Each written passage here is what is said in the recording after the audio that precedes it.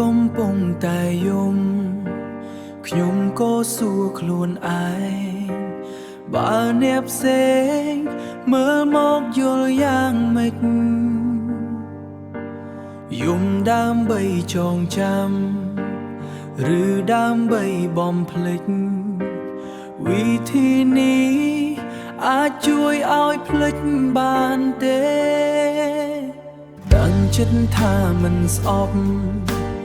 រឿងបានចប់ទៅហើយតែមិនដេញឡើយចិត្តនៅតែនឹកគេធ្លាប់ថាគេទន់ជ្រាយយំព្រោះតែរឿងស្នេហ៍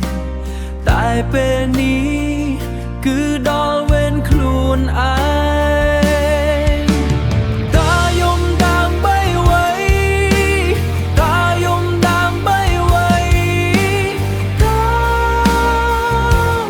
ដើម្បីអ្វីមនុស្សដឹងក្តីហេតុអ្វីយំដូចកូនក្មេងតើខ្ញុំយំដើម្បីគេឬយំដើម្បីខ្លួនឯងណែកនេះមិនមែនសម្រាប់យំទេ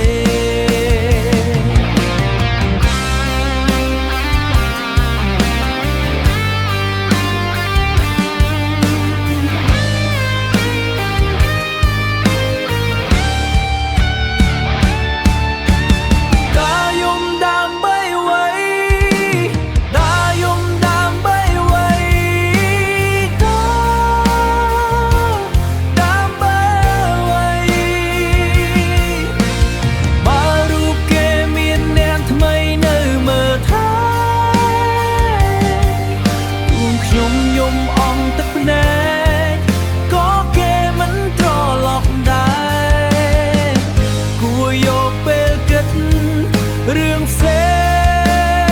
ងទៅចិត្តអើយតើយំដើម្បីអ្វីតើយំដើម្បីអ្វីតើដើម្បីអ្វីបើរូបគេមានអ្នកថ្មីនៅមើលថែខ្ញុំយំអង់ទឹកភ្នែក